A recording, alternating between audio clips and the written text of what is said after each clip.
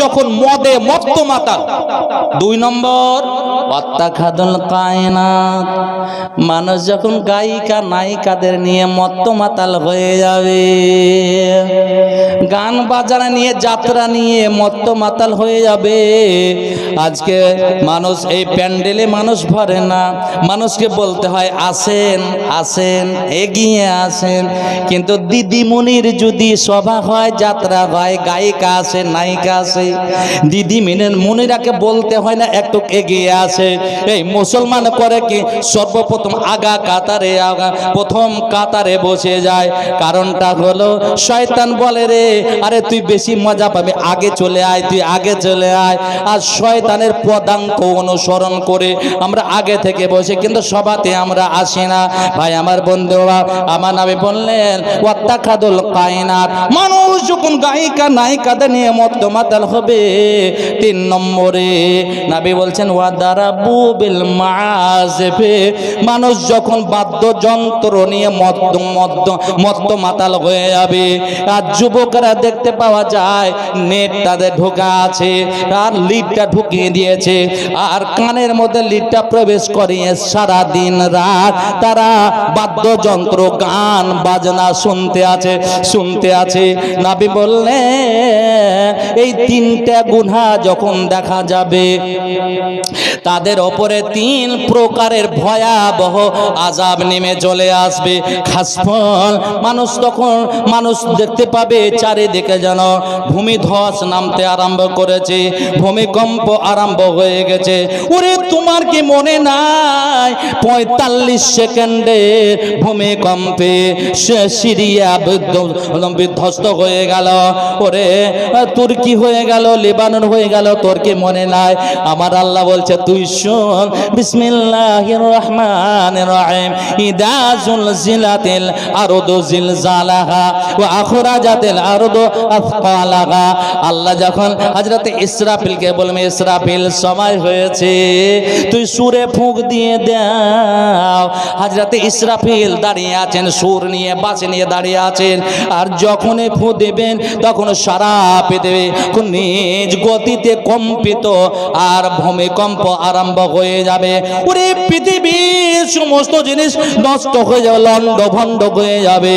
ওরে কোনো জিনিস থাকবে না, কোনো জিনিস থাকবে না। তোর কি ভয় হয় না? ওরে 45 সেকেন্ডে এরকম হয়ে গেল। তবে সেই দিন আল্লাহ যখন সারা পৃথিবীকে ভূমিকম্পন দেবে, তখন কি অবস্থা হতে পারে? ও আখরাজাতিল আরদু আথকালাহা, আল্লাহ বলছেন পৃথিবীর বুকে যতগুলো মানুষ শুয়ে আছে, নর নারী শুয়ে আছে, যত প্রাণী শুয়ে আছে, সোনা মণি মুক্তা যত খুনে আছে, সমস্ত সেদিন পৃথিবী বার করে দেবে, পৃথিবী বার করে দেবে। ওয়াকালাল ইনসানু মা লাগা, মানুষ বলে আল্লাহ রে পৃথিবীর কি হয়ে গেল, কি হয়ে গেল, এইরকম কেন দৃশ্য হয়ে গেল? যখন এই 3টা গুনাহ করবে, তখন এলাকা এলাকা ভূমিধস আর ভূমিকম্পে জর্জরিত হয়ে যাবে। 2 ওয়াকালফুন, উপর থেকে আল্লাহর তরফ থেকে অথবা কোন জাতির তরফ থেকে তার উপরে আযাব চাপিয়ে দেওয়া হবে। আপনি প্রস্তুত থাকেন, যদি আল্লাহর আইনকে না মানেন, আল্লাহর শরীয়তকে যদি না মানেন, আপনি প্রস্তুত থাকেন। যেমন আমার আসামি ভাইরা ডিটেকশন ক্যাম্পে পড়ে আছে, বুঝতে পেরেছেন, আশ্রয়হীন হয়ে পড়ে আছে। এখন আবার জুলুম চলছে কি, যারা বয়সের আগে 18 বছর বয়স, যেই মেয়ের 18 বছর বয়স হয়নি, তার বিয়ে হয়েছে, তার স্বামীকে ধরে নিয়ে গিয়ে জেলে বন্দী। যেই পুরুষের 22 বছর হয়নি, বিয়ে করেছে, সে তাকে জেলে বন্দী, হাজার হাজার জেলে বন্দী। আসামি মেয়েরা স্বামীর জন্য ধর্ণা দিচ্ছে কোর্টের সামনে, আমার স্বামী ফিরিয়ে দাও, আমার স্বামী ফিরিয়ে দাও, আমাদের কোনো অসুবিধা হয়নি, আমরা কোরআনের আইন লঙ্ঘন করিনি। নবী মুহাম্মদ রাসূলুল্লাহ সাল্লাল্লাহু আলাইহি ওয়াসাল্লাম বলছেন ইয়া মাশারাশ শাবাব মান ইসতাতা মিনকুমুল বাতা ফালিয়াতাযাওয়াজ। যুবক তোর যদি পকেট গরম থাকে, টাকা আছে, স্ত্রীর ভরণ পোষণ চালাতে পারবি, আর শারীরিক ক্ষমতা তোর ভালো আছে, স্ত্রীর সঙ্গে মিলামিশা করতে পারবি, সহবাস করতে পারবি, ক্ষমতা আছে, ফালিয়াতাজাওয়াজ, সেজন্য বিয়ে করে নাই। আর যার শরীর ভালো আছে, দামড়া বাছুর আইডিয়ার মতো শরীর, কিন্তু টাকা নাই, বুঝতে পেরেছে, বিয়ে করতে হবে না। তুই রোজা রাখ, রোজা করে করে শরীরের সেক্স ক্ষমতাটাকে তুই দমন করে দে। আজ কোন পথে আমরা চললাম? গার্জেন, আপনি সাবধান হয়ে যান। আপনার একটা বেটা টেররা আছে, দেখে খাকচাবো না, চোখটা মনে হচ্ছে যে খাকচাবো না দেখছেন না, আসলে ও চাঁদপুর দেখছে, দেড় ব্যাটারি, বুঝতে পেরেছেন? তাও 2 লাখ টাকা খব্বিশ গুনতে আছে, 2 লাখ টাকা 3 লাখ টাকা গুনতে আছে, টাকা গুনে দিয়ে দিতে হবে কিয়ামতের মাঠে। যুবক, তুমি বোকা হয়ে যাও না। তোমার বাবা দায় সারাতে চায় তোমার শ্বশুরের কাছ থেকে টাকা নিয়ে, তুমি হরগিজ বিয়ে করো না। তোমার যখন টাকা থাকবে তখন তুমি তোমার বাবাকে ইশারা করো, এখন বিয়ে লাগাও, আমি পরের বাপের কাছে টাকা নিব না। টাকা নিতে গেলে শরীয়তের উল্লঙ্ঘন হলো, শরীয়তের উল্টা হয়ে গেল, বুঝতে পারছেন? ভালো করে শুনেন, অন্য জায়গায় আল্লাহ বলছেন বিসমিল্লাহির রহমানির রহিম, ওয়া মাইয়াসিল্লাহা ওয়া রাসূলাহু ওয়া ইয়াতাআদ্দা হুদুদাহু ইউদখিলহু নারান খালিদান ফিহা ওয়া লাহুম আযাবুম মুহিন। নবী বলো, আমি যাদের জন্য রাসূল পাঠিয়েছিলাম, কোরআন পাঠিয়েছিলাম, আমার আইন পাঠিয়েছিলাম, ওয়া মাইয়াসিল্লাহ, যারা আল্লাহর অবাধ্য হয়ে গেল, আল্লাহর নাফরমানি করলো, আল্লাহর আইনকে মানল না, ওরে বলা হলো যুবক বিয়ে করতে যাবে তখন ওয়াতুন নিসা সাদাকাতিহিন্না নিআলা, বিয়ে করতে যাবে যখন তুমি মোহরের টাকাটা নিয়ে যাও, মোহরের টাকাটা তাকে গুনে গুনে দিয়ে দাও। তোমার স্ত্রী যখন মোহরের টাকাটা পাবে মন খুশি হয়ে যাবে, ওরে কত লাট সাহেবের বেটা, লাট সাহেব, ওরে কত ভালো মানুষ, আমি মোহরটা পেয়ে গেলাম, তাড়াতাড়ি এসে স্বীকৃতি দিয়ে দিবে, রাজি হয়ে যাবে, তারপরে তুই কবুল করে নে। এটা থেকে গেল, মোহর দেওয়া থেকে গেল। আচ্ছা বলেন তো, কারা কারা মোহর দিয়েছেন? একটু হাত উঠান তো। আল্লাহ রে, 10% হবে, বাকিগুলোর বিয়ে হয়নি, দাড়ি পাকাগুলো বিয়ে হয়নি। আল্লাহ, আপনাকে বলছি আপনি খুব তাড়াতাড়ি, আপনার আগামীকাল সকাল হবে কি না কেউ জানে না, আপনি দয়া করে কালকের মধ্যে, কাল থেকে স্টার্ট করে দেন, আপনার বইয়ের মোহরটা দেওয়ার চেষ্টা করেন, জমি আছে জমি লিখে দেন, টাকা আছে টাকা দেন, আপনি স্ত্রীর এই দিনা মোহর দেন, দিন মোহরটাকে মানে শোধ করে দেন। জানেন না আপনি, আমি জানি না আগামীকাল আমার সকাল হবে কিনা, ওরে কিয়ামতের মাঠে স্ত্রী ছাড়বে না, স্ত্রীর এটা প্রাপ্য, নিজ প্রাপ্য।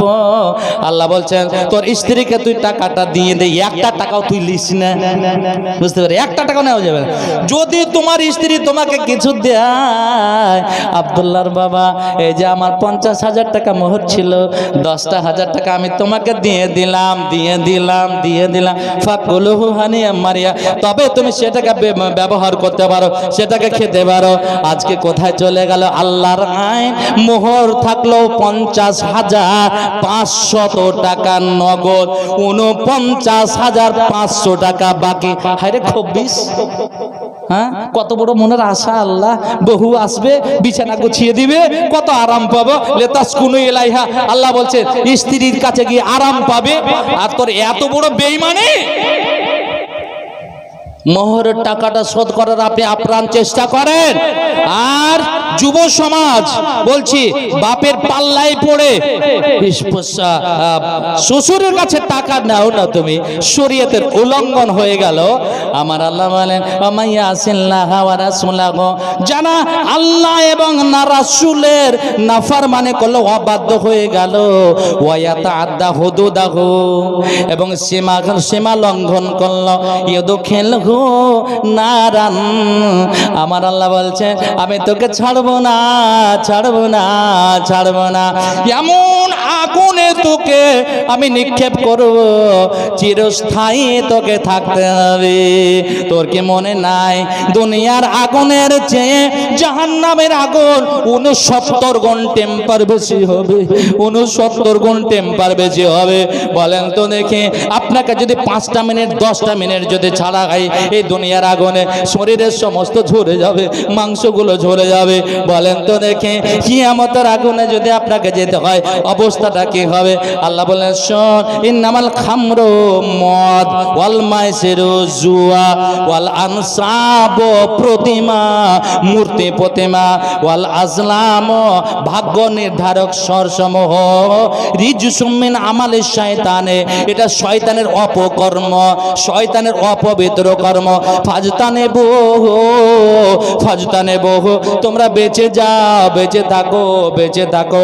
লাআল্লাকুম তুফলিহুন, তোমরা কামিয়াব হয়ে যাবে।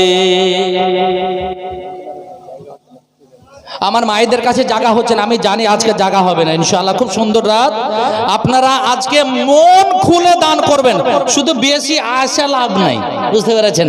আজকে মোড়া আঁচলের রুমালে যা টাকা আছে, আপনি স্বামীকে কয়ে এসে জিলাপি আনবো, তুমি থাকো রোজ রোজ খালি তুমি জালসা যাও, আজ আমি যাব আর তোমার লাগে মিষ্টি, ওই টাকাটাও আজকে দিয়ে দিও।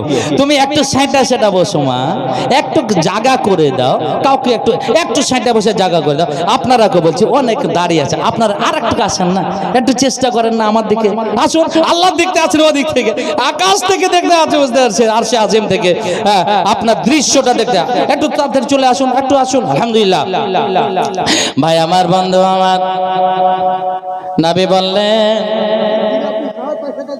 হযরতে আনাস বলছেন ইন্না মিন আসরাতিস সাআতি আইয়ুরফাল ইলমু, ওরে কিয়ামতের কতগুলো নিদর্শন আছে, কিয়ামত কখন হবে কেউ জানে না, কেউ জানে না, কেউ জানে না। আমার নবীকে বলা হলো ওয়া ইয়াকুলুনা মাতা হাযাল ওয়াদু ইন কুনতুম সাদিকিন, হে নবী আপনি যদি সত্য নবী হবেন তবে বলেন কিয়ামত কখন হবে। আমার আল্লাহ বলে দিলেন নবীকে, নবী বলো ইন্নামা কুল ইন্নামা, তুমি বলো আমি শুধু নসিহত করনে ওয়ালা, কিয়ামত সম্পর্কে আমার কোনো জ্ঞান নাই। নবী বললেন ভালো করে শোনো, ইন্না মিন আসরাতিস সাআতে, কিয়ামতের কতগুলো নিদর্শন আছে, বোঝা যায় যে কিয়ামত কাছে চলে এসেছে, কাছে চলে এসেছে। একটা হচ্ছে আইয়ুরফাল ইলমু, বিদ্যা উঠে যাবে, প্রকৃত বিদ্যা উঠে যাবে। বিদ্যা তো মানুষ শিখবে বেশি করে। আপনার ছেলে কলেজে ইউনিভার্সিটিতে পড়ে, আপনার ছেলে ডক্টর, আপনাকে বলছি আপনার যদি ভাগ্য ভালো থাকে তাহলে আপনি আপনার ছেলে মেয়েদেরকে কোরআনের তালিমটা দিয়েন, এটা 1 নম্বর কথা। আপনি ছেলে মেয়ের কাছে দুয়াটা নিয়ে থাকেন, আপনার ছেলে ডক্টর হয়ে যাক, ইঞ্জিনিয়ার হয়ে যাক, দাঁড়িয়ে পেছাব করছে, আপনি জীবনে একটাও নেকি পাবেন না। শুধুমাত্র এই কোরআনের হাদিসের তালিম থাকলে আপনি লাভবান্বিত হবেন, আপনি নেকি পাবেন। আপনার সলাদে সলেহ যদি আপনার জন্য দোয়া করে একমাত্র ওই দোয়াটা পাবেন। মৃত্যুর পর মাত্র 3 প্রকারের নেকি আপনার কবরে পৌঁছাবে, আর বাকি সব বন্ধ হয়ে যাবে। ভাই আমার, বন্ধু আমার, আপনাকে বলছি আপনি একটু আপনার ছেলে মেয়েদেরকে কোরআনের তালিমটা দেওয়াবেন। বলো বাবা, বাপ মার জন্য কোনটা দোয়া এটা শিখাবেন, রব্বির হামহুমা কামা রব্বায়ানি সাগীরা, রব্বির হামহুমা কামা রব্বায়ানি সাগীরা, এই দোয়াটা শিখিয়ে দিবেন। কখন যে আপনার জীবনের টাইম শেষ হয়ে যাবে, কখন যে টাইম শেষ হয়ে যাবে বলার কিছু নেই। ভাই আমার, বন্ধু আমার, আপনাকে বলি যে ইন্না মিন আসরাতিস সাআতে, কিয়ামতের আলামতের 1 নম্বর নবী বলছেন আইয়ুরফাল ইলমু, বিদ্যা উঠে যাবে, প্রকৃত বিদ্যা উঠে যাবে, হক বিদ্যা উঠে যাবে। ওয়া ইয়াকসুরাল জাহলু, মূর্খতা বৃদ্ধি পাবে, মূর্খতা বর্ষণ হবে, মূর্খতা মূর্খামিতে বরকত পাবে। আজ মানুষ দেখেন কত মূর্খ, শিক্ষিত মূর্খ হবে, শুধু মূর্খ না মাস্টার মানুষ, অথচ 1 ওয়াক্তের নামাজ পড়ে না, 1 নম্বর 3rd ক্লাস মূর্খ। নিজের জীবনের বুঝে না। আল্লাহ বলছে তোকে আমি ইবাদতের জন্য পাঠালাম রে, তুই মাস্টার না খবিস, তুই আয় তোকে দেখাচ্ছি তোর মজাটা। মাস্টারে তোর ছুটিয়ে দিচ্ছে। যদি আসলে প্রকৃত মাস্টার হতো তবে জীবনে ওর নামাজ ছুটতো না, তবে জীবনে সমাজ সেবা ছুটতো না। কিন্তু মাস্টার হয়ে গেছে, নিজেকে খুব বড় ডাক্তার হয়ে গেছে, আর মানুষের সঙ্গে কথা বলে না। বুঝতে পেরেছেন? আলহামদুলিল্লাহ।